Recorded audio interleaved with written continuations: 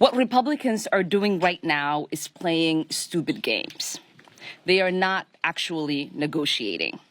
They are holding every American hostage while they threatened to wipe out people's savings, take away millions of jobs, and plunge the world economy into depression.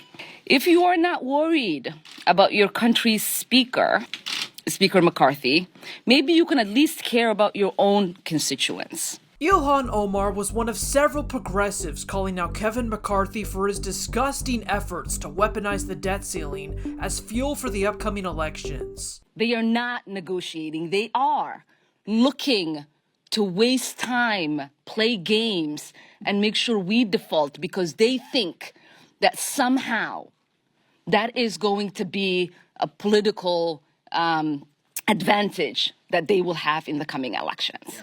The reality is Americans are not going to forget and forgive them. The hypocrisy here is just astonishing. Republicans have passed over $10 trillion in tax cuts for the wealthy in the past 2 decades. Just those tax cuts alone, as the chairwoman said, account for almost 60% of the deficit. Are they willing to roll back the trillions upon trillions of dollars in tax cuts to their billionaire friends? No. Instead, they want to gut investment in housing, in childcare, in Social Security, and even on air traffic controllers.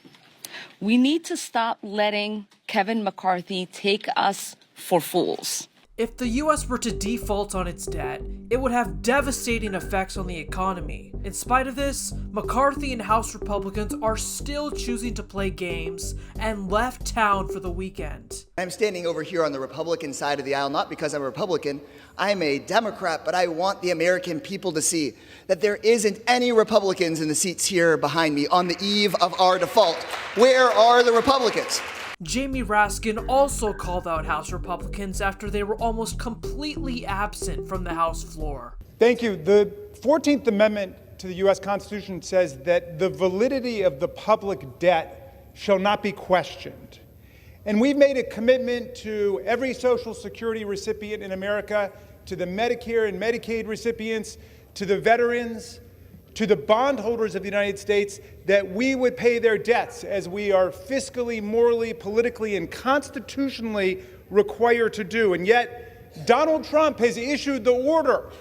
He said it's inevitable. Default on the debt of the United States for the first time in American history. Crash the economy.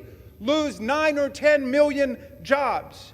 And so now, in the words of Florida Representative Matt Gaetz, who appears not to be here right now, the GOP will not negotiate with their hostage. Who's the hostage? The American people are the hostage. Our government is hostage. The Constitution is hostage. So I want to introduce the MAGA Republicans who have split today, but who increased the debt ceiling 3 times under Donald Trump, who gave us a quarter of all the debt of the United States between George Washington and Joe Biden. I want to introduce them to the Constitution of the United States. The validity of the public debt shall not be questioned. Thank you. I yield back.